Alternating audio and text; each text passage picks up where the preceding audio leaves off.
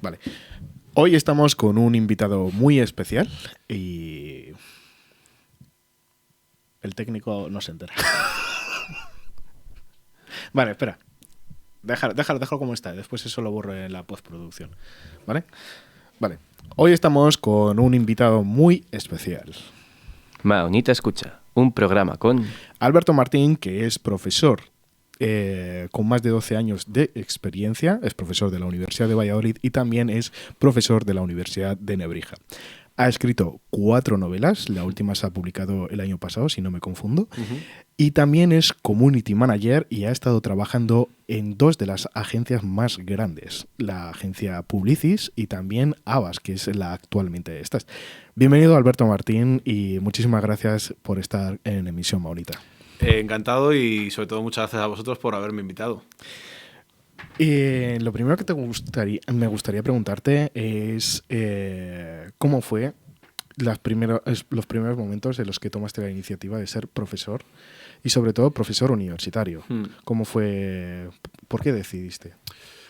Bueno, fue de esas cosas que uno en parte no espera y puede sonar un poco a lo típico, ¿no? Pero yo estaba viviendo en Madrid y me llamó una amiga que le habían ofrecido una plaza para unos meses nada más en la universidad y ella no podía porque se iba a vivir a Milán y me dijo que todavía no habían cogido a nadie y que era para una asignatura más relacionado con redes sociales, internet.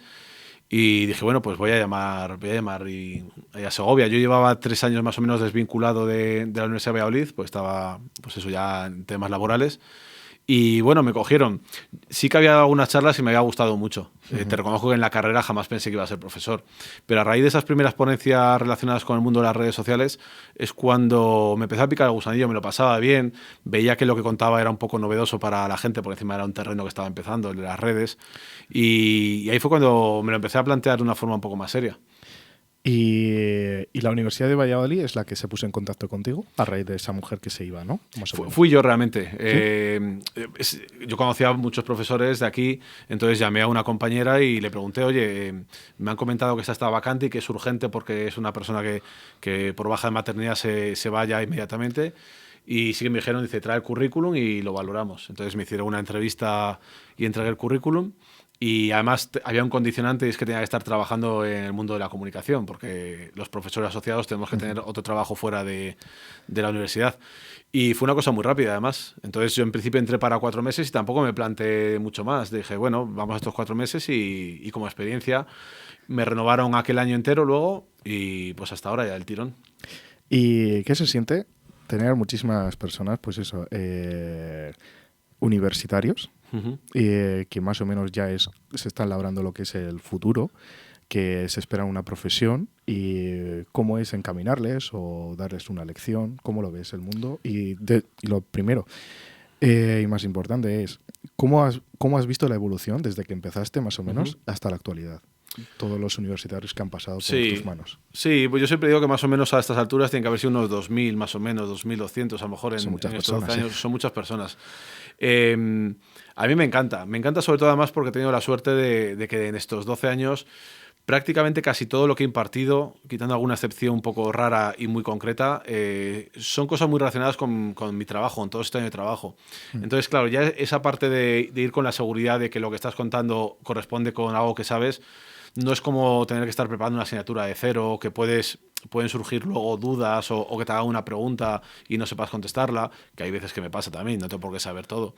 Pero a mí todo eso me encanta, la verdad. Y luego al final, ahora a lo mejor ya no porque han pasado muchos años y la distancia en edad ya es más grande. Pero sobre todo en esos primeros años, y en el fondo ahora también, no te creas que no, me siento muy identificado porque los problemas son los mismos. Dudas, saber si has elegido lo correcto, pensar que a lo mejor te puede gustar una parte pero no vales para ella, cómo será el ámbito profesional, cómo tengo que entrar a hacer unas prácticas. Eso no ha cambiado desde hace 20 años que empecé yo la carrera, un poquito más, 20, 22. Entonces, esa empatía la noto Porque ahora tienes las herramientas, es como si te sabes el final de la película y puedes trabajar con eso. Entonces me resulta muy interesante y bueno, intento ser honrado con la profesión más allá de que evidentemente me equivocaré muchísimas veces. Y sobre la otra pregunta, pues sí que ha cambiado mucho. Yo sí que noto que hay un salto generacional muy grande en muy pocos años. Sobre todo, además, te diría que lo notaría en los últimos 5 o 6 años.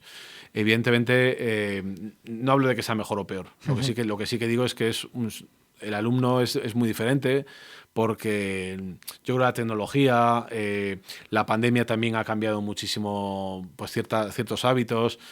Nosotros siempre estamos ya como abuelos ahí diciendo que si antes se salía más, que si antes tal, pero bueno, también teníamos mucho menos recursos de los que tenéis vosotros y los aprovecháis muchísimo mejor. Ya el hecho de que estemos en un plato tan fantástico como este, también tenéis unas herramientas muchísimo más interesantes. Y yo no soy de los que siempre dirá, no, es que la juventud ahora, la juventud ahora, la hemos visto hace una semana en Publicatessen, lleno en todo, lleno en las mini jornadas, todo el mundo participando, todo el mundo disfrutando. Entonces hay una parte que sigue vigente e incluso ha mejorado. Pero bueno, evidentemente sois una generación pues más digital, un poquito más tímida, por ejemplo, a la hora de debatir. ¿Sociales? No, yo no creo que sea sociales. Yo lo que creo es que hay más miedo a destacar. Eso sí que lo puedo notar. ¿Y eso por qué puede ser, más o menos? Pues porque yo creo que las redes sociales han traído cierta facilidad para destacar en un terreno digital, sí. pero quizá eso, claro, no es un estudio, es una observación, pero todo eso ha quitado precisamente cierta confianza en lo presencial. Y yo lo noto.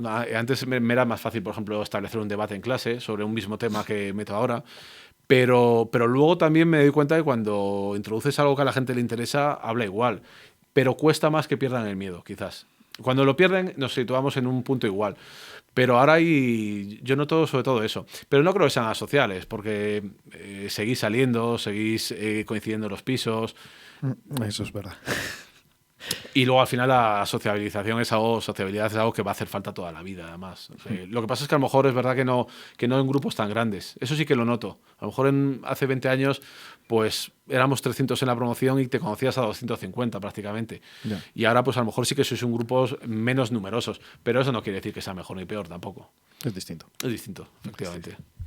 Bueno, como la parte de escritor, como escritor que eres, ya has escrito 4 novelas, me gustaría que me dijeras cómo fue tu inicio, porque la 4ª novela la has presentado no hace mucho. Sí. Además, creo que este año a principios, o creo que fue en febrero o marzo, hiciste como una recopilación, ¿no?, de todos tus libros. Háblanos un poquito cómo fue el inicio, cómo fueron tus primeras novelas, en quién te inspiras. Escribir, podríamos hacer una similitud con lo que he dicho antes de profesor. Tampoco es algo que estaba nunca en mi hoja de ruta, ¿no? Pero siempre me he comunicado bien a través de la escritura. Desde muy pequeño había cosas que decía mucho mejor escribiendo que hablando. No hay un momento clave. Cuando me pasé un año con 2 asignaturas en bachillerato, tenía mucho tiempo libre y me dio por hacer un relato que es horroroso a la de leer. Pero me gustó, me divirtió hacerlo. Más allá de que no valía nada, me gustó hacerlo. Y en la época empezaron los blogs. Pues me dio por empezar a escribir anécdotas que me pasaban, es decir, siempre cosas reales, cosas humorísticas que nos había pasado el fin de semana a los amigos. Era la época de Hotmail, de Messenger, y vi que a la gente le gustaba. Entonces eso me dio pie un poco a coger esa confianza que decía antes del miedo a destacar. Todos la hemos tenido al empezar. Sí. Siempre piensas que se van a reír de tu música, de tus libros, de tu pintura. Pero cuando encontré una masa de 30 o 40 personas que decían, me he reído con lo que has escrito, me generó una confianza muy rápido para empezar en la parte de ficción. Hice en un par de años o 30 o 40 relatos y de repente me di cuenta que ese formato se me empezaba a quedar pequeño y que quería hacer algo más grande. Y probé a hacer una novela, estando trabajando además de becario en la agencia, y duré 36 páginas, porque básicamente lo que hacía era, sin ningún tipo de estructura, empezaba a escribir a ver qué me salía. Y luego a base de hablar con escritores profesionales en encuentros y demás, me di cuenta de que tú no puedes empezar a escribir si no tienes una estructura clara antes de empezar. Probé a hacer ese método y me salió la primera novela, que encima tuve la suerte de que fue finalista de un premio nacional, el Ateneo, y una editorial me llamó. Entonces, claro, ahí ya me cambió un poco cualquier perspectiva, porque yo no una cosa es que tú escribas y otra es que pienses que una editorial te va a llamar para publicarlo. Entonces ahí te lo empiezas a creer, en el sentido positivo de la palabra, no en el sentido egocéntrico. Y entonces empecé otra, dije, bueno, vamos a ver si esto ha sido una cosa que es casualidad y demás. y nuevamente pues salió bien, también me la publicó esa misma editorial. Y bueno, se fue creando ahí ya una confianza y sobre todo un callo de ir practicando. Yo ahora mismo con 4 novelas, cuando veo la primera, pues te reconozco que cambiaría muchísimas cosas, pero a la vez no cambiaría nada, porque eso es lo que me ha llevado luego a evolucionar y demás. Y luego las otras dos, pues bueno, a la tercera novela es El silencio de Raquel, que está ambientada aquí en Segovia y que me apetecía hacer novela negra, porque las 2 primeras eran de misterio. Y lo que pasó con esa novela fue pues, que le encantó a la gente de Segovia, porque había asesinatos en tu ciudad, en tu portal, en el del otro. Y esa novela pues, me dio pie a otro premio y digamos que las cosas han ido sucediendo de una forma muy natural, pero inesperada. Y bueno, en esas estoy, ya es complicado dejarlo. Sí que a veces que pienso que tampoco me quedan muchas más novelas porque te quita mucho tiempo y mucho esfuerzo, pero cuando estás un tiempo sin escribir, enseguida estás ya otra vez pensando en ¿Cuál es la siguiente historia que voy a contar? ¿Cuál es la siguiente, sí. La editorial, más o menos, ¿cómo fue?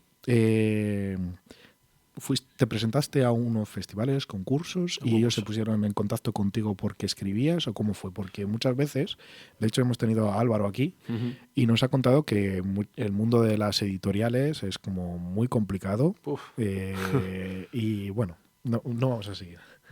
Hay que ir mentalizado de que lo más probable es que no se hagan como las cosas como tú quieres. El mundo de la editorial, yo he estado en una montaña rusa además y en el caso de mi carrera en estos 11 años no ha seguido ninguna lógica, porque la primera novela queda finalista de un premio. ¿Qué pasa en los concursos? Que los concursos te democratizan un poco. Pues si tú acabas una novela y la mandas a una editorial, lo más probable es que ni te abran el email. Pero en los concursos, normalmente, como hay un jurado compuesto por varias personas, normalmente se reparten las novelas a leer y cada uno va identificando dónde puede haber algo interesante. Al ser finalista se publicó en las redes sociales y esta editorial vio la sinopsis de la novela y le interesó por el tema, me dijeron que se la mandara entera y les gustó, entonces dijeron que la publicaban. Y como de ventas fue bien para sus expectativas, decidieron publicarme una segunda, pero ya hecha. O sea, yo nunca he trabajado bajo encargo, siempre he trabajado de yo escribo y si luego a alguien le gusta, que lo publique.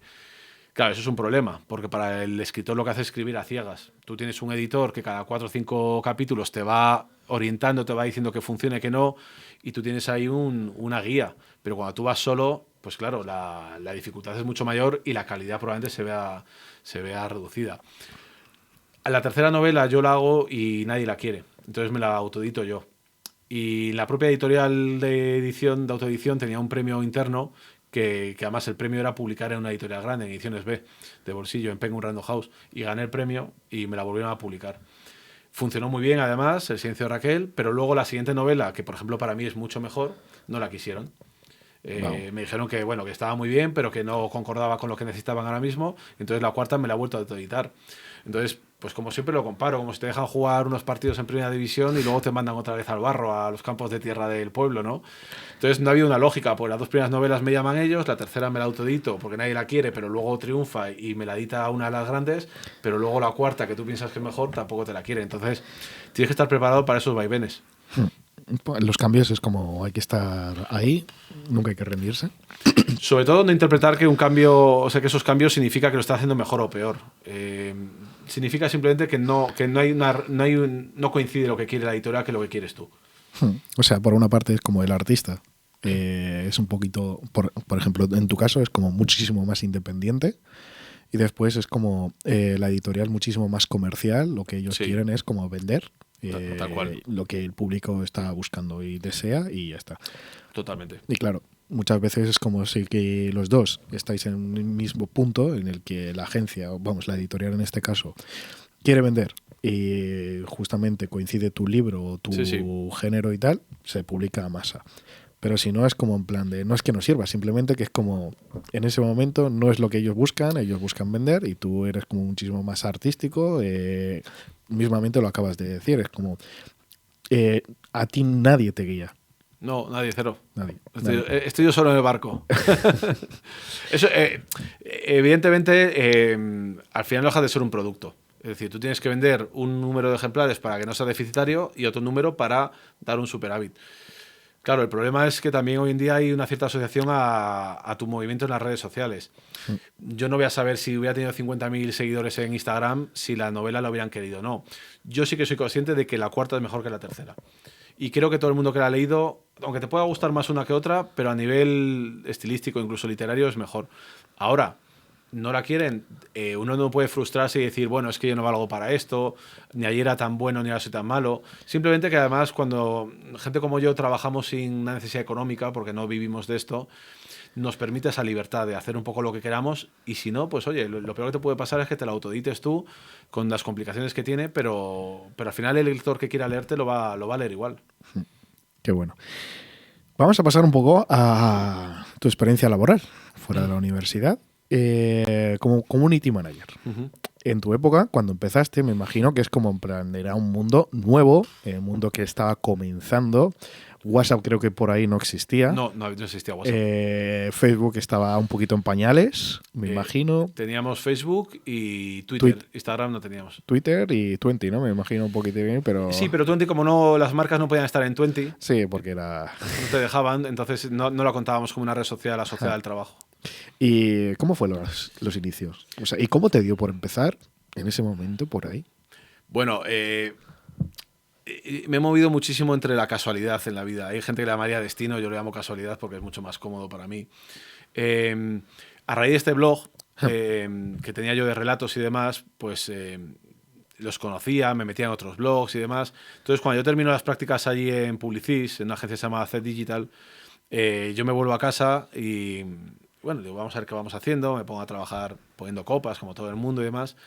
Y de repente me llaman unos compañeros de la agencia. Por eso en clase siempre reivindico un poco que tienes que estar y hacer las cosas bien aunque termine tus trabajos de prácticas, pero en cualquier momento te pueden llamar. Y entonces me llamaron y me dijeron que sí, quería ser community manager. Y yo, fíjate que ni siquiera entendía al principio lo que me estaba diciendo, porque no era una cosa que se hablaba. O sea, estaba totalmente en pañales. Pues probablemente ya, por supuesto que a lo mejor muy técnicamente ya se hablaba, pero a nivel de calle eso no existía.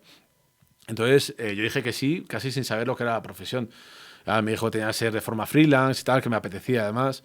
Y luego pues me fui un poco a Google y vi lo que era y dije, joder, bueno, pues esto yo lo puedo dominar. A mí se me dan bien escribir en redes sociales y tal. Y entonces me llamaron para dos marcas. Una era Carrefour, pero Carrefour era para un tema de blogs. Y luego para Federico Mochia, el escritor. Entonces esa campaña concretamente con este escritor, que presentábamos una película que se llamaba Perdona si te amo amor, funcionó muy bien, no porque hiciéramos nada maravilloso, porque lo que dices tú, no conocíamos la profesión, pero el producto que era el libro y la película, eran las dos, y el target, que era chicas de 14 a 21, concordaba genial. Entonces cada cosa que hacíamos un poco por sentido común para ver cómo funcionaba, iba muy bien. Entonces ahí empezamos a descubrir qué era lo que le gustaba a la gente a nivel de redes y demás. La campaña funcionó muy muy bien y fue como una especie de autoaprendizaje con una comodidad, y es que las marcas, los clientes que nos pagaban, no tenían ni idea del tema. Entonces, no teníamos una referencia anterior de decir esto está bien o mal, porque el año pasado sucedió lo contrario. No había nada. Entonces, claro, trabajar sin una comparativa puede ser peligroso, pero muy cómodo. Entonces, nos dejaron hacer de todo. Esa película funcionó muy bien, vendió muchísimo, y a partir de ahí pues empezaron a surgir pues un montón de marcas, Genesis, Schweppes, Catisarc, u otras universidades. Fuiste uno de los pioneros. Sí. Uno de los pioneros. O sea, sí, porque... en una de las profesiones que a día de hoy que más se cotizan, que más gente quiere, y sobre todo, y lo más importante, cada persona que quiere meterse en este mundo digital, lo que quiere es trabajar en remoto. Sí. O sea, tú hace 14 años o más, 14 años. Sí, empezaste en un mundo nuevo, empezaste en un mundo digital y encima en remoto. Sí. Bueno, en casa el primer año y medio, claro, cuando yo vuelvo de Madrid... voy a casa de mis padres pensando que lo de la universidad iba a ser muy poco, además. Entonces yo estaba ya en remoto, pero recuerdo que mis padres, con toda la lógica del mundo, me decían, joder, ¿por qué no te buscas un trabajo fijo? Hablan de trabajo fijo.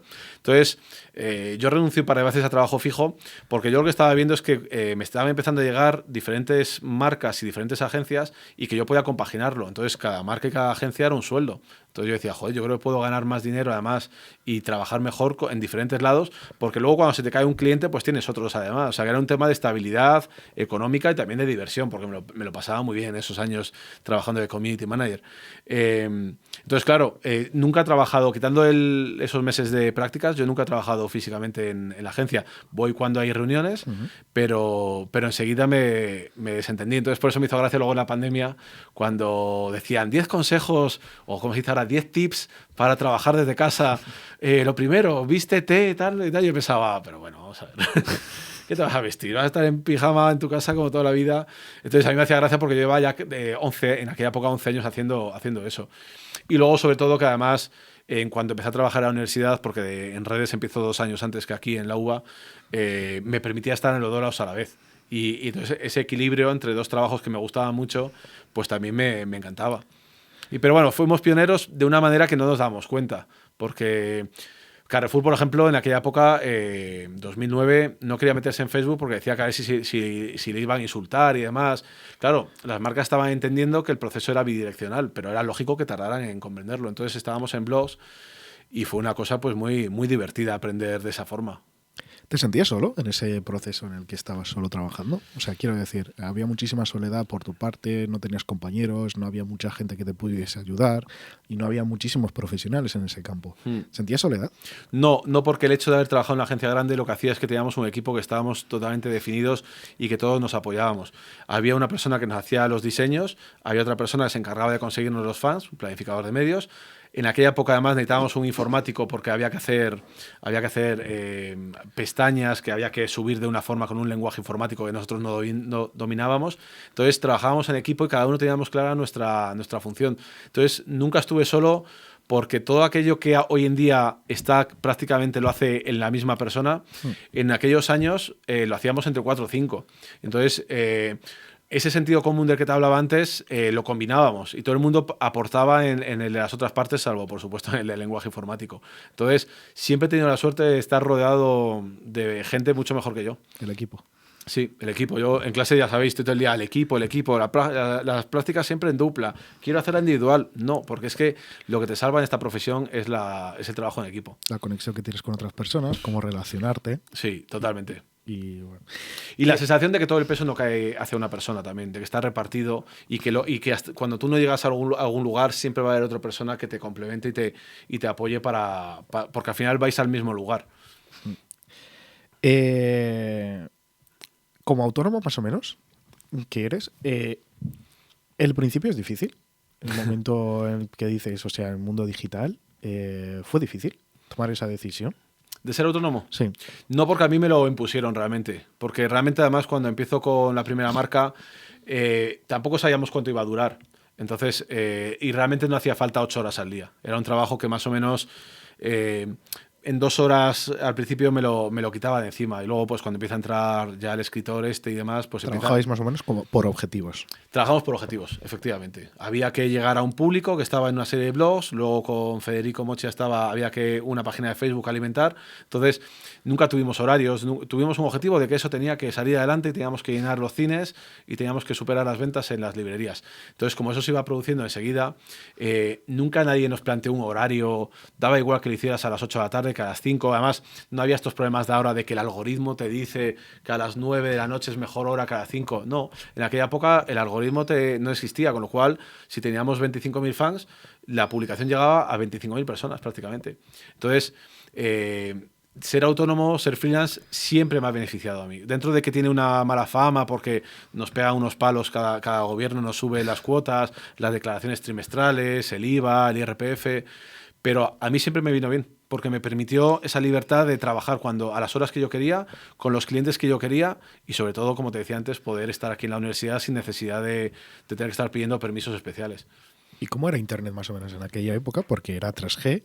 ¿Y cómo podías trabajar en remoto? ¿No había cortes? El precio, sobre todo, que podías pagar por ello era muy elevado, porque hasta el 4G que ya empezó, yo creo que hasta ese momento, yo me acuerdo, incluso a mi padre, con un pendrive de esos chiquititos para conectarte a Movistar y todo esto. Totalmente. De hecho, te puedo decir que cuando yo empiezo en el 2009, yo tengo un móvil analógico, o sea, que solo llama y manda mensajes.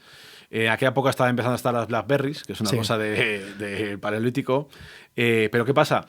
No había tanta conexión al día. De hecho, cuando hacíamos informes a la marca, nos salía que la conectividad a Internet más o menos era 2 horas al día. Ahora son 6 o 7. Entonces, eso llevaba precisamente a que hubiera menos exigencia. El hecho de que no hubiera 3G en los móviles hacía que no hubiera una necesidad continuamente de responder, de publicar. No, bueno, pues ya lo haremos, sumado a lo que te decía los algoritmos. Entonces, Internet, en ese lado, lo que hacía era que había menos urgencia para hacer las cosas. No había una competición para ser el primero en llegar a algo. Y eso también jugaba a nuestro favor, por supuesto. ¿Cuándo empieza realmente a complicarse un poco la profesión? Cuando en los teléfonos móviles empezamos a utilizar las redes sociales. Ahí hay muchísima más actividad, hay mucha más trifulca, hay mucha más gresca, y ahí nos obliga ya a estar una cosa pendiente 24 horas al día. Pero eso llegó, te diría, 2 años después o 3 de empezar a trabajar en esto. O sea, sobre 2016. No, de 2012, 2013 es cuando ya empiezas a tener que estar un poco pendiente mucho más tiempo del que debías. Todo lo que sucede, ¿no? Sí. Vamos, yo por lo que sé, por ejemplo, en el 2012 fue cuando Twitter, para que fuera un poquito más de lo más salvaje, fue cuando, vamos, puso lo de retweets, que hasta entonces como para que se peleasen unos tweets con los otros, Sí, sí. para que, bueno, no una canibalización, pero sí es como en plan de quién está por encima de, Hombre, o cuál funciona mejor que. y antes no había fotos en Twitter al principio, en el origen. O sea, solo podías poner texto. Los textos y ya Y está. era una red social donde te comunicabas de forma natural, no era ver a ver con quién te enfadas. De hecho, para que veas esa evolución, ya llevamos años que con muchas marcas directamente Twitter ni siquiera la proponemos en el plan de contenidos porque no nos interesa para nada. Algunas sí, por supuesto, tienes que ver qué target tienes, pero hay marcas que pueden ser un poco más conflictivas que dices, no te lo lleves por ahí, llévatelo a un canal que sea mucho más agradable. Y Twitter en aquellos años era un canal agradable. ¿Sí? Sí. En Wow. 2010, 2011, 2012 era un canal donde se debatía, los famosos estaban en un lugar ahí que todos habíamos empezado un poco por seguirles, las marcas, la gente les seguía y ponían cosas positivas, hacíamos sorteos y de repente, poco a poco, se va convirtiendo en un lugar oscuro, Muy salvaje. salvaje, donde cuanto peor mejor. Y entonces lo que hacemos es que cuando tenemos que hacer presupuestos, por ejemplo, de cómo repartir el dinero en redes, a Twitter le empezamos a quitar porque lo que veíamos es que el feedback que recibíamos era tan negativo que luego tenemos que ir a resultados mensuales y te dice el cliente, oye, estamos pagando para que nos insulten, literalmente. Pero tenías mucho más notoriedad, pero no era muy agradable, ¿no? Claro, pero en Facebook y en Instagram teníamos una notoriedad mucho más positiva. Entonces lo que decíamos era, bueno, si queremos notoriedad, vámonos a canales unidireccionales. Vamos a poner un banner, pero para que nos insulten no nos compensa. Nunca hemos sido de la idea, las marcas con las que he trabajado, de que mejor que hablen mal de que no hablen. Yo te puedo decir que la gran parte de las marcas te dice que prefiere que no hablen a que te insulten porque además produce el efecto contagio, además.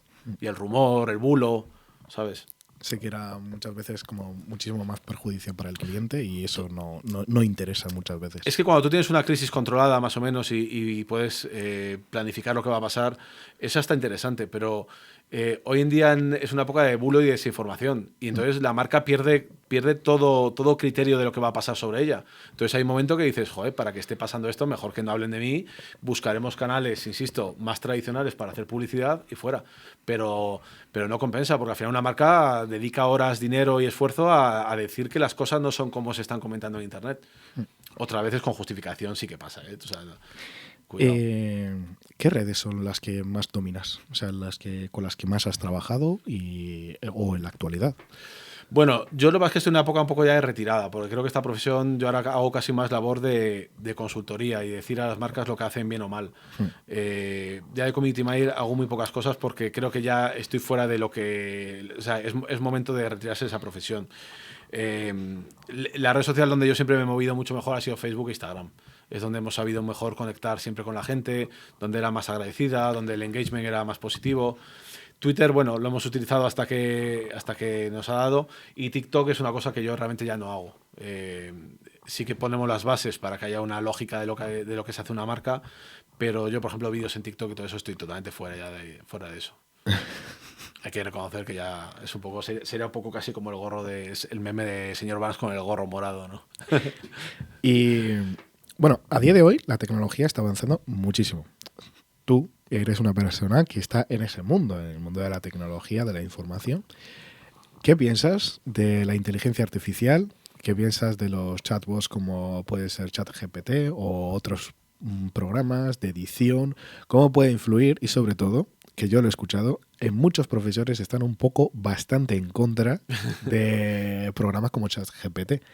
Tú como profesor y también como experto en redes, ¿qué opinas de todo esto? Sobre todo, ¿cómo puede influir tanto a los alumnos y a la gente externa que no sean universitarios? Claro, hay que tener mucho cuidado con lo que dices sobre inteligencia artificial porque parece que estás en contra del progreso. Evidentemente, para temas de ciencia, por supuesto de medicina, de un montón de cosas que yo no controlo ni mucho menos, tiene que tener una gran aplicación. Lo que pasa es que para mí, para las humanidades y para el pensamiento, creo que es un peligro. Es un peligro primero porque quienes están creando todo esto son los primeros que afirman que no saben a dónde van a llegar. Cualquier avance tecnológico que ha habido, una lavadora, un coche, incluso un teléfono móvil, estaba hecho y se sabía cuáles eran sus limitaciones. En el momento que hay una tecnología que el límite no lo conocen ni siquiera quienes están creando, a mí de momento lo que me genera son reservas. Ahora bien, sobre lo que estás comentando a nivel ya de profesor o incluso de escritor y demás, para mí es un problema muy grave, en el sentido de que si una tecla o una palabra, pones una palabra y te va a generar, por ejemplo, una redacción, ¿para qué vas a estar pidiendo este tipo de cosas? Si ya te lo va a hacer alguien. Una cosa es buscar información que te sirva para ir a otro lugar, pero si lo conviertes en una fuente única de conocimiento, es un problema. Ahora tú me dices, oye, me está sentando las bases para que yo luego investigue por otro lado. Pero siempre teniendo en cuenta que lo importante de todo eso tiene que ser la propia aportación creativa y crítica del alumno. Si al final va a ser una cosa simplemente de mostrar algo, mencionarlo y ya está, pues yo creo que sobre todo en el caso de la universidad, yo que la universidad la entiendo todavía como un espacio de debate, de crítica, de pensamiento, si va a haber una máquina que va a pensar por mí, a mí no me gusta eso. Claro, dices, bueno, pues un chat como este te pone las bases para ver por dónde vas a investigar, pero claro, si luego esas subinvestigaciones que vas a crear también van a ir a través del chat, pues va a haber un momento que digamos que alguien te está haciendo ese trabajo. Si yo considero que lo que estoy mandando fomenta lo constructivo, la creatividad, el espíritu crítico, no quiero que mis alumnos recurran a eso, porque lo que quiero es que piensen, no que alguien se lo deje hecho. Estoy en esa fase un poco, no negacionista, pero sí de ver cómo se va a usar. Porque yo no soy muy positivo o muy optimista, mejor dicho, en el sentido de... Yo no creo que los seres humanos no usamos bien la tecnología. Las redes sociales se ve, tiene una parte muy positiva, pero otra muy negativa, y hemos tenido muchos años para mejorarlo y seguimos en los mismos errores. Entonces, me da cierto miedo que algo que va a ser exponencial respecto a toda la tecnología que hemos conocido, me da miedo, en parte, miedo entre comillas, por supuesto, pero tampoco voy a negar que eso está ahí para quedarse. Yo pienso, o sea, vamos, tanto como alumno y también como una persona que me gusta la tecnología, me encanta, y yo uso esas tecnologías y muchos profesores también me han preguntado. No tengo ningún problema y tampoco me da miedo. ¿Por qué? Porque el uso que tú decías es como en plan de... A mí no me ayuda a pensar, simplemente que es como un referente como puede ser Google. Te agiliza muchos trabajos, pero otros muchos es como en plan de... Tú tienes que tener tu propio criterio, tu propio pensamiento y saber hacia dónde lo quieres enfocar y cómo lo quieres usar. Cómo es la herramienta, qué es lo que me va a aportar. Y también lo que veo es... También hay muchos compañeros que lo usan y también fuera de la universidad. Lo que veo es como muchas veces no hay ese criterio. Y quizás ese criterio había que empezarlo a trabajar muchísimo antes. El pensamiento, que se dan muchísimas asignaturas, pero lo que es pensamiento crítico, pensar por ti mismo, incluso superarte a ti mismo, qué es lo que te aporta tu entorno. Sí, ya no estoy hablando ni siquiera de la inteligencia artificial. Y también conocerte a ti mismo. Saber dónde están tus fortalezas, saber dónde están tus debilidades para después es como en plan, cuando tú tienes todas esas bases, yo creo que la tecnología que pueda venir es ridículo porque tú sabes cómo sabes lo que te va a aportar y lo que no te va a aportar. Sí. Pero cuando no hay ese pensamiento por muchísimas personas, lo primero a lo que recurres es a lo fácil. ¿Qué es lo fácil? Eso es. Yo entro, ¿qué es lo que quiero buscar? O cuál es el trabajo, o cuál, que está muy bien. Pero va a llegar un momento en el que te atasques porque la inteligencia artificial, hasta ahora por lo menos, se nutre de todo lo que se ha hecho. Sí. No innova. La innovación, por el momento, es como está un poco limitada porque es como se nutre de todo lo que se ha hecho anteriormente. Y lo que tú decías, una novela, por ejemplo, yo creo que la tecnología no te lo va a poder escribir. ¿Por qué? Porque yo creo que una novela, por ejemplo, como tú lo que escribes es a través de tus vivencias, de las historias que te han contado las personas más cercanas, de las experiencias que tienes, pues eso, de ir al cine, de leer otros libros, de todo tu entorno, incluso de ir un día de paseo. La inteligencia artificial yo creo que no tiene la posibilidad de experimentar todo eso por el momento. Por el momento. Entonces yo creo que es como... Creo que la inteligencia artificial todavía no puede escribir novelas, como muchísimas personas afirman, como que el arte está un poco desaparecido. No, yo no creo que el arte vaya a estar desaparecido, ni mucho menos. Yo estoy de acuerdo contigo, además. Creo que el que quiera leer una novela siempre va a buscar a un autor que se base en eso, por mucho que al final haya una máquina que evolucione y te pueda hacer algo parecido. Lo que sí que me da miedo es un tema más social. En sentido.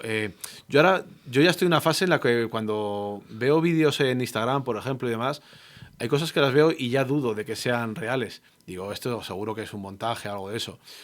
Claro, cuando empezamos ya a ver, como el otro día que vimos montajes, ¿no?, de Pablo Iglesias con Díaz Ayuso, Kenny Reeves que estaba en una cocina, el otro y demás, el tema está en que ahora mismo al estar como todo muy empezando, tú lo ves y dices, bueno, eso es inteligencia artificial. El problema está en cuando nos olvidemos de diferenciar lo que es verdadero de lo que no. Es el miedo que me da. Porque eso, ¿cómo se va a usar para quien le interesa usarlo para mal?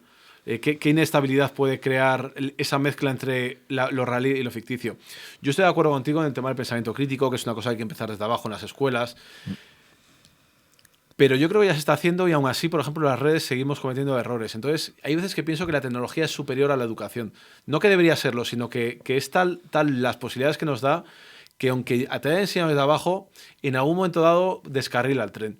Y es un poco el miedo que me da, de que no sepamos discernir las cosas.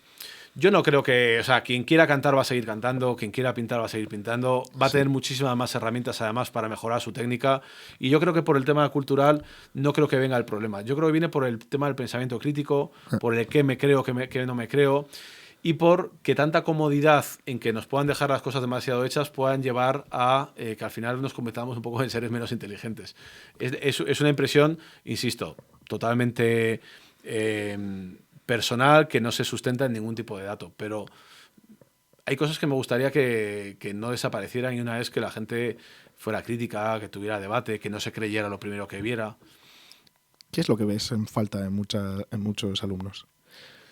¿Qué veo en falta? Veo en falta lo mismo que me faltaba a mí, y es empezar antes a creerte que puedes valer para esto. Yo tengo una suerte, y es que sé cómo les va a mis alumnos cuando salen de la carrera y empiezan a trabajar. Y por supuesto que todas las posibilidades se tienen que dar. Si te he dicho antes que son 2000 o por ahí, ha habido gente que le ha ido genial, gente que le ha ido normal, gente que no se ha dedicado a la comunicación, y tengo otros alumnos que han hecho enfermería después. Es decir, tengo muchas variables. Pero creo que cuando somos alumnos esperamos demasiado tiempo a hacer cosas.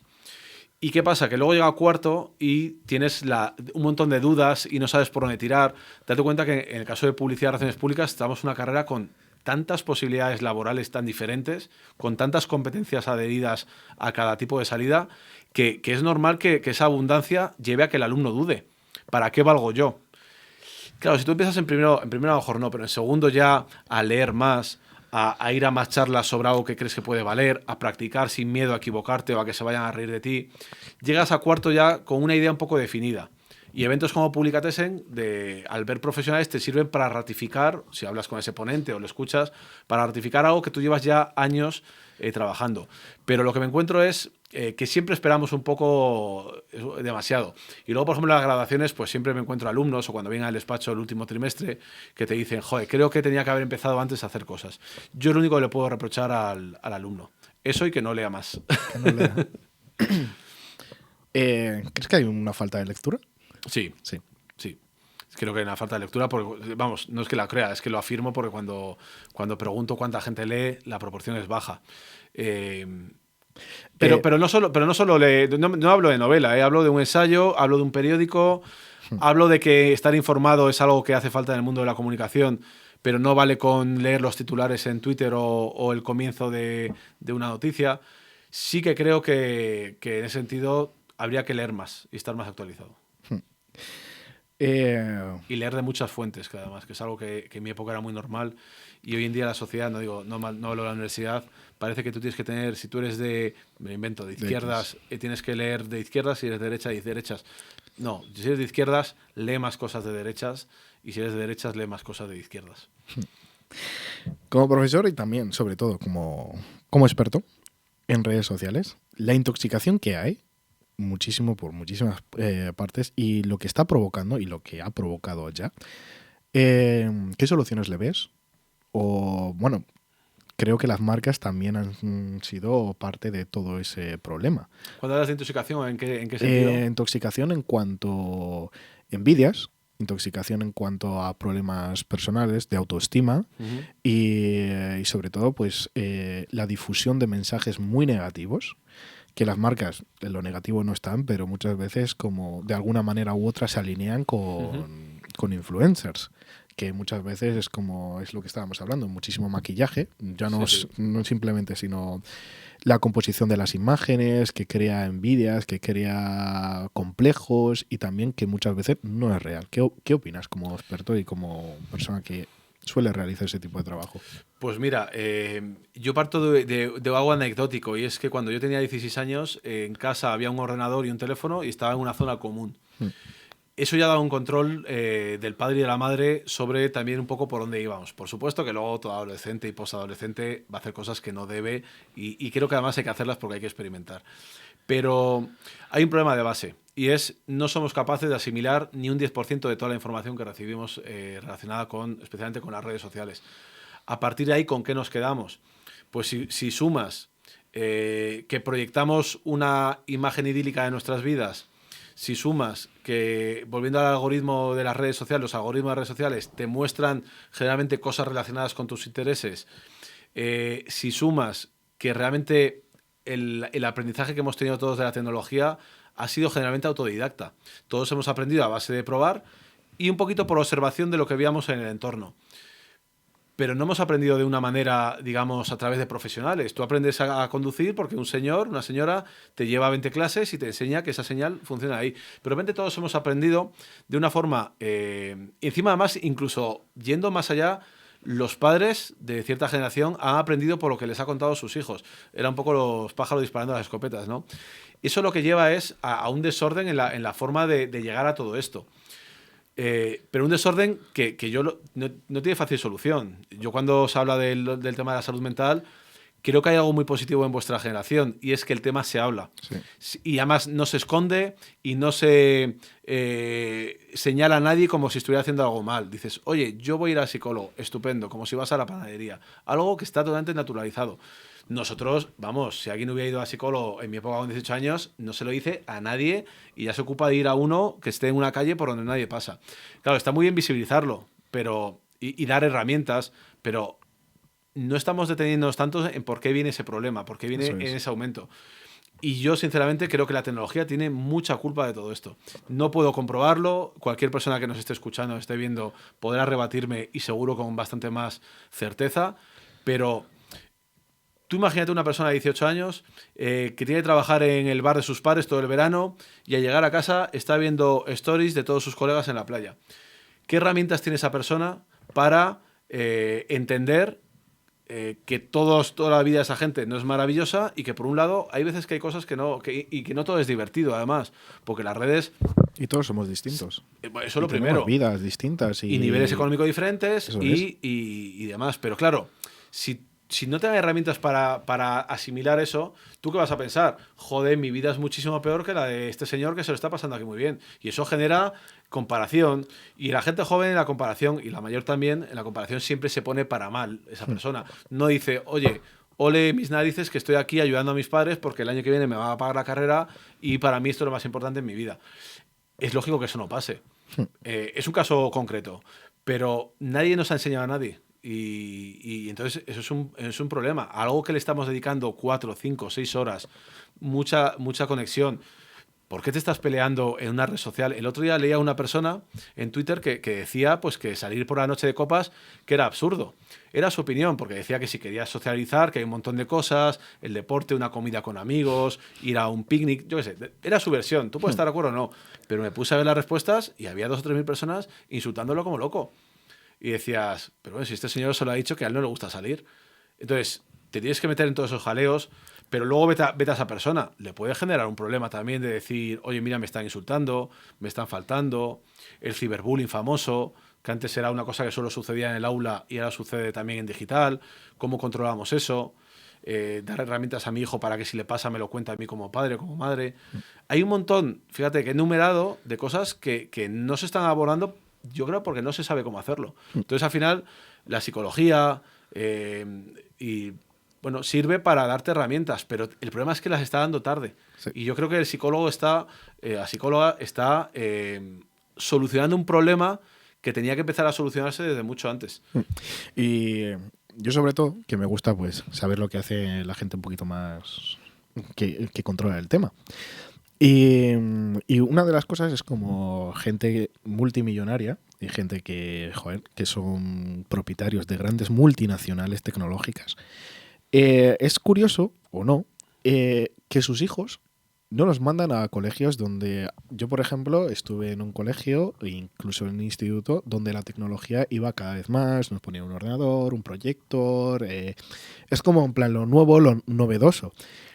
Pero lo curioso es que como empecé a leer y empecé a investigar por qué estaba ocurriendo, y lo más, por ejemplo, con sus hijos, es como en plan les enseñaba o quiere que se enseñe a sus hijos o a gente de otra manera, es sin ninguna tecnología o tecnología ya cuando estén en una edad mucho más avanzada. O sea, estamos hablando de un tío que controla prácticamente las mayores tecnológicas y junto a él otros muchos, y es como están enseñando a sus hijos a no usar tecnología hasta que tengan una edad.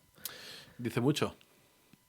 ¿Te imaginas que el presidente de McDonald's tuviera prohibido a su hijo que consumiera una hamburguesa? Y lo más probable, ¿eh? Pero ahí te estaría ya dando cuenta de que algo falla en todo eso. Es que yo creo que a mí me pasa cuando doy charlas a adolescentes, pero también a padres. Y siempre el debate está en cuándo tienen que empezar a tener el teléfono móvil. Y evidentemente no hay una edad. Y no puedes decir a los 18 años ni a los 16, porque ese niño, esa niña, a cierta edad queda totalmente marginado si no tiene teléfono. Pero tiene que haber una edad o una transición donde el padre y la madre pueda perfectamente ver lo que está haciendo su hijo en el teléfono. Pero que con 14 años tener un móvil es estar abierto a todo el mundo. ¿Cómo no va a haber alguien que controle eso? Pues no lo hay. No lo hay. Y ya no es que se te cuele un pervertido o una estafa, que también, por supuesto, esa sería la base. Es que la propia relación con tus compañeros genera frustración muchas veces. Si tú y yo tenemos 14 años y yo veo que tú tienes 100 likes en tu foto y yo 12, a mí eso me genera una frustración, ya me siento el patito feo y demás, pero eso yo no lo comparto con nadie. Entonces, toda esta gente que ha creado todo esto sabe perfectamente cuáles son los perjuicios, porque además que se hayan vuelto tan adictivas las redes sociales es porque ellos lo han creado así. Entonces, al final, ¿cómo van a ser ellos los que han creado las armas los que digan a mi hijo no? Claro que no. De hecho, Facebook tiene un problema interno porque una de las que estaba trabajando dentro sacó unos informes en los que se intentaba, pues eso, guardar que no salieran a la luz, en los que se veía que gente a partir de 14 años tenía una adicción muy grande no solo por Facebook, sino también, sobre todo, por Instagram. O sea, ese problema Facebook se sabía internamente que estaba, y es como en plan de no quisieron que saliese y ahora hay un juicio muy grande por ello. No tiene más que ver las horas que todos estos canales, cuánto tiempo pasa cada uno. En el momento que eso va creciendo es porque está generando una adicción, por supuesto. Pero también la tecnología también es la parte positiva, y es que vi en una charla del BBVA, Aprendamos Juntos, creo que Aprendemos Juntos. Vi como un profesor de una escuela de Madrid que trabajan con niños, y lo bueno es como utilizan la tecnología, muchísima tecnología, y es como abre muchísima creatividad, les enseñan soluciones a cómo usarlo. Es como, están las dos partes. Totalmente. Gente que no quiere que sus hijos aprendan a usar la tecnología hasta que tengan un cierto nivel, una cierta base, y hay otros que es como por la vía de la experimentación, que no está mal, que decir, pues oye, vamos a ver cómo funciona, vamos a ver cómo lo podemos usar, cómo lo podemos aplicar. Pero están las dos bases presentes, pero yo creo que gran parte de la población no está ni en un lado ni está en el otro. Y es como libre albedrío y el que cada uno encuentre lo que sea por el camino. Y yo creo que hay un problema muy grande. Es que bueno, hay que diferenciar un poco también entre tecnología y redes sociales. Porque yo creo que la tecnología sí que soy partidario desde que de pequeños empiecen, porque creo que fomenta todo. Cuando hemos hecho esta crítica, claro, si nos están escuchando los oyentes pueden pensar, bueno, están hablando de la parte negativa. Bueno, es que yo creo que es de la que hay que hablar, porque la parte positiva es mucho más fácil aprenderla. Es mucho más fácil disfrutarla, encontrar todos esos beneficios que son un montón. Sería absurdo negarlo. ¿Qué voy a decir yo si llevo trabajando toda la vida en esto, ¿no? Pero esa parte ya se está haciendo bien. Y creo que se está enseñando en los colegios, en los institutos. Hay muchas técnicas de creatividad, de aprendizaje que van relacionadas con la tecnología. ¿Cómo vas a huir de eso? Es que eso, yo creo que eso se da por sentado. El problema es el otro. Pero evidentemente yo jamás negaría que si tuviera hijos, que la utilizaran la tecnología desde abajo, controlando, por supuesto. Pero por eso te decía que diferenciar un poco la tecnología de las redes sociales. Las redes sociales me parecen mucho más venenosas que la tecnología. La tecnología creo que tiene muchísimas aplicaciones positivas y no quiero que quede la idea de que es una crítica esto a lo tecnológico. Es una crítica al mal uso de ciertas cosas. Pero sí, yo creo que un colegio o un instituto no puede estar manteniendo las viejas técnicas de aprendizaje que usábamos toda la vida cuando tienes unas herramientas muchísimo más profundas y probablemente muchísimo más eficaces. Me parecería que sería un atraso no recurrir a la tecnología. Por último, y ya nos despedimos, porque ya llevamos mucho tiempo, no sé si has leído un artículo que escribió un profesor de Granada, en el que creo que el título era como "Queridos estudiantes, os hemos engañado". Sí. ¿Qué piensas, más o menos? O sea, me acuerdo del artículo, de lo que hablaba era de que le dedicaba poco tiempo porque tenía que estar todo el tiempo investigando, algo así, ¿puede ser? ¿Te suena? Bueno, esta parte no, precisamente. Yo creo que es como... Él hacía una crítica, sobre todo a los estudiantes que estaban allí perdiendo muchísimo tiempo, como que venían sin ganas, como que no tenían un futuro muy claro, como que él también veía... criticaba a todo el mundo. Excepto... Sí, es que me acuerdo, pues fue en verano, además. No, si yo la leí hace 4 meses o una cosa así. Sí, algo así fue, cierto. O sea, a lo mejor he dicho verano y es un poco después, sí. Vamos a ver. Uno no puede ser corporativista con su trabajo y pensar que las universidades no tienen carencias. Tienen bastantes carencias. ¿Qué carencias ves? Pues mira, veo carencias en que creo que las universidades, en líneas generales, se están alejando del ámbito profesional. Porque al final nosotros tenemos, cambiar por ejemplo, una carrera, cambiarlo todo, es algo que requiere mucho tiempo. Pero si estamos hablando de que todo va muy rápido en la vida real, la universidad debería intentar ir, no al mismo ritmo porque es imposible, pero intentar seguirle la estela. Y yo lo que creo es que en líneas generales, y no hablo en general, no, por supuesto no estoy hablando de mi universidad, hablo de un sistema. Debería estar más pendiente de lo que pasa en la calle y no solo de lo que pasa aquí dentro. Luego hay muchas formas de enseñar, pero cuando un alumno sale al mercado laboral y te lo encuentras y a veces te dice, oye, estas cosas que son vitales no las hemos tocado tanto en la carrera, creo que eso es un problema nuestro, no del alumno. Luego lo va a aprender allí y seguro que hay una parte que se ha impartido en la universidad, pero creo que debería ser muchísimo más parecido lo que has aprendido en la carrera con lo que te vas a encontrar en el mundo profesional. Y hay veces que la teoría es necesaria totalmente. Sí. Que empieza a decir, no, es que siempre los alumnos decís, es que es todo teoría. La teoría es necesaria porque es la que te asienta en un lugar. Pero creo que lo práctico tenía que estar más relacionado con los problemas que tenemos laboralmente en el día a día, en cómo los solucionamos. Y eso solo sucedería si también nos obligara un poco a estar más pendiente del mundo profesional. Pero una vez que las universidades te exigen un montón de investigaciones, un montón de publicaciones, eso lo que hace es que te distrae de estar pendiente precisamente de la realidad profesional. A mí me encantaría, si te soy sincero, y esto no es una crítica a nada, que el 100% de los profesores de universidad tuvieran otro trabajo fuera del centro. ¿Como ayuda? ¿O... No, porque es lo que te decía antes, porque si tú, Estás en el mundo profesional, si tú conoces la profesión desde dentro y luego vas a contársela a tus alumnos, le estás contando lo mismo que van a hacer ellos. Pero si hay un momento en que solo el propio sistema nos obliga a estar haciendo cosas solo dentro de la universidad, nos olvidamos un poco de lo de fuera. Y eso pasa en todas las carreras, salvo en algunas concretas, porque sería impensable, por ejemplo, que un médico tuviera que estar solo dando clase en la universidad. Pero a mí me gustaría que hubiera... Llevando la publicidad, además, es un entorno tan cambiante la publicidad, en herramientas, en comportamiento del público, en cómo nos estructuramos a nivel profesional, que creo que tendríamos que estar más pendientes del mundo profesional. Es la mayor crítica que le puedo hacer yo, dentro de que creo que se hacen muchísimas cosas bien y creo que el alumno, cuando acaba la carrera, guarda un buen sentimiento, un buen recuerdo de sus 4 años aquí. Vale. Aquí o en la Complutense o en la Autónoma de Barcelona.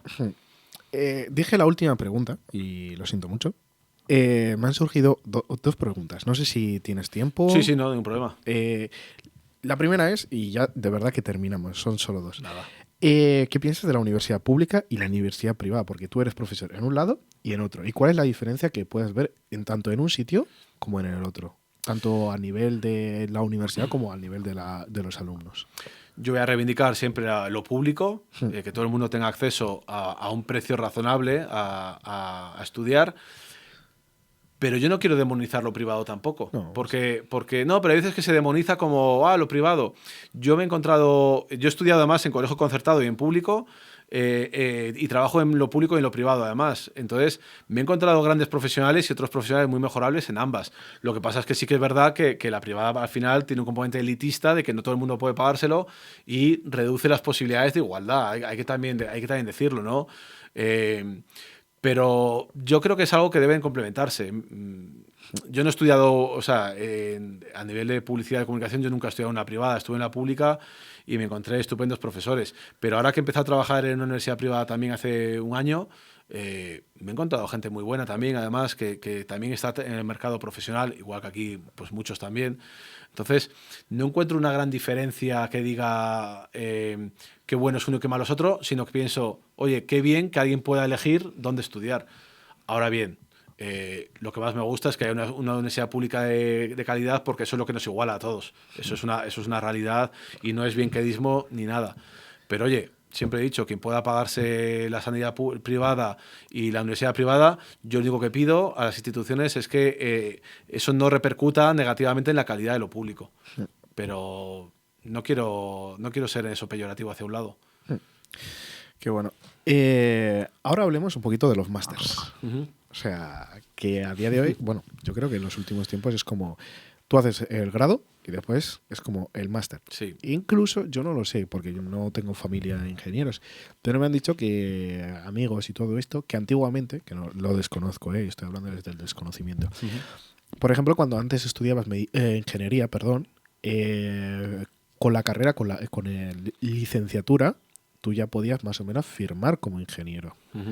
A día de hoy es como, por lo que me han contado, es como ya no puedes hasta que no tengas el máster.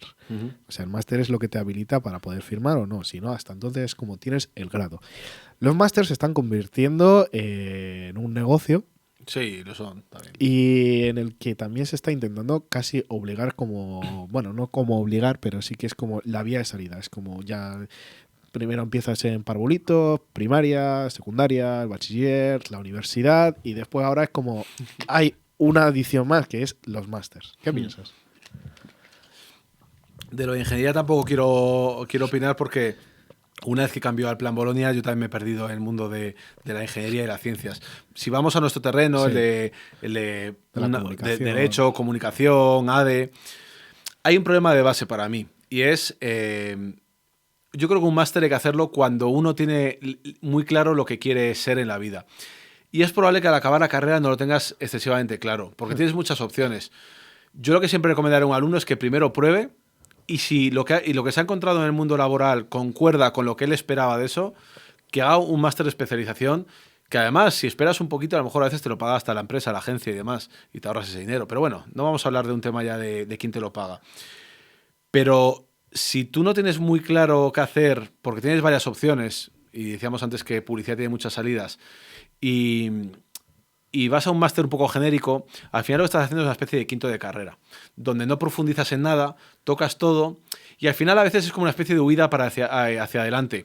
No sé qué hacer muy bien, o mis amigos están trabajando y todavía no, este máster me ofrece prácticas además, con lo cual ya voy a meterme en el mercado laboral, y entonces pues me gasto el dinero en algo que a lo mejor no tengo claro todavía que quiero ser. ¿Qué pasa si no te gusta? Pues que muchas veces te lleva a trabajar en eso porque dices, he hecho un máster, ¿cómo voy a renunciar a algo a esto? Entonces, en cambio, yo creo que si tú pruebas primero la profesión desde abajo, estás un año, 2, 3, y ves cómo funciona, luego hacer un máster cuando ya eres profesional primero haces un máster mucho más concreto sobre un tema y yo creo que te vale mucho más, pero hacer un máster de estos un poco genérico, dices, pues como creo que te he dicho antes, ¿no? Marketing digital. Pero claro, un máster en marketing digital no digo que no sean malos ni buenos los que hay, pero si toca 40 cosas, aprendes 40 cosas por encima, pero ninguna profundizas. Entonces, estás casi igual que al acabar la carrera. Yo lo que puedo asegurar a quien me escuche es que se puede trabajar directamente en el mundo de la comunicación, que es lo que yo conozco, sin necesidad de máster. Eso es una realidad. Ahora, que uno quiere hacerlo, no hay ningún problema. Que quiere hacer algo muy concreto de moda, de periodismo deportivo, de comunicación política, pues oye, me puede parecer hasta bien, porque a lo mejor al ser compartimentos tan pequeños, a lo mejor las probabilidades de conseguir luego un trabajo son menores, o sea, de hacer unas prácticas, quiero decir, pueden ser menores porque hay menos vacantes que si quieres ser ejecutivo de cuentas, creativo, planificador de menos o community manager como yo.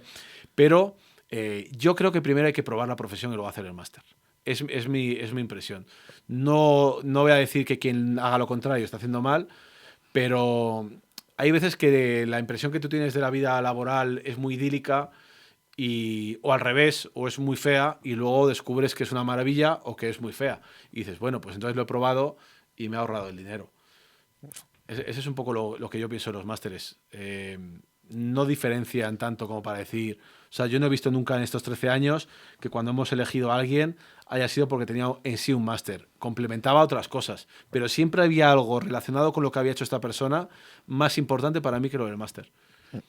Un negocio, sí, porque la palabra máster no está regulada. Entonces, un máster abarca tantas cosas que hay que saber muy bien qué profesionales lo imparten, qué institución lo imparten, y hablar con gente que lo ha hecho anteriormente para que te diga, oye, ¿esto te ha llevado a ti a mejorar tu vida profesional? Si la respuesta es sí, adelante. De hecho, ya los másters, como ya no están ya incluso dentro de las universidades, sino ya es como muchísimas agencias, empresas, que es como ofrecen su propio máster. Sí, hay algunos que son títulos propios, otros son de universidad. Las universidades también ofrecen, por supuesto, los suyos. Sí. Mira, para daros una idea, ya termino. Cuando yo empecé de Community Manager, a los 2 o 3 años empezaron a florecer estos másteres. Entonces, claro, a mí me venía muchísima gente y me decía, oye, Alberto, ¿cómo me meto en esta profesión? Y demás. Pues claro, ya el ejemplo mío de esto no lo conoce nadie ya no valía. Entonces me decía, mira, tengo este máster, digo, pásame el programa. Y yo veía 400, 500 horas y decía, ¿pero qué vas a hacer 500 horas con esto? Esto en 40, 50 horas y a ponerte a practicar tienes que salir adelante. Pero claro, había una cantidad de relleno allí, pues dices tú, a veces escuelas, empresas privadas que se ponían a hacerlo, que decías, yo a todo el mundo decía, esto no lo hagas. Hazte un curso que te dé las herramientas y empieza a practicar, pero 600 horas hablando de redes sociales, vamos, me pego un tiro, tengo que estar 600 horas hablando de esto. Hay que practicar mucho más y eso funciona en el día a día y cuando lo pruebas y yo te puedo decir que vas a tener estos problemas en una agencia, pero cuando tú llegas y los tienes, te acordarás del profesor y dirás, joder, mira, me avisó. Perdón. Pero hasta que no los vives, no sabes cómo son, en verdad. Pues hasta aquí. Muchísimas gracias, Alberto, por estar con nosotros con Misión Maonita. Y ¿quieres decirnos alguna cosa, algún consejo, alguna cosa que te haya llamado durante la entrevista? Bueno, estoy encantado de que sigáis con este proyecto, solo primero, porque yo además vengo de Maonías y me encanta que pasan los años y haya gente que estáis metidos en esto y ver que además que lo revitalizáis año tras año. Ya lo digo porque me enorgullece además sabiendo que sois alumnos míos. Eso por un lado. Y como mensaje final para la gente sobre todo que acaba la carrera es que se tome muchísimo tiempo, que no hay prisa, que la vida va a seguir ahí aunque tarde un poco más en conseguir lo que busca y que se trata de probar y que es una época maravillosa para equivocarte además y aprender del error y de pensar que las cosas van a mejorar con el tiempo porque todos los alumnos que han pasado por aquí que ahora les va bien tuvieron esos mismos problemas y ahora pues probablemente se reirán de ver que tuvieron miedo de eso. Entonces, un mensaje de ánimo y de que esta profesión es maravillosa y que hay muchísimo trabajo para la gente. Muchísimas gracias, de verdad. Y bueno, hoy estamos con Nacho, con Marina y bueno, yo soy Johannes, así que ha sido un placer y muchísimas gracias.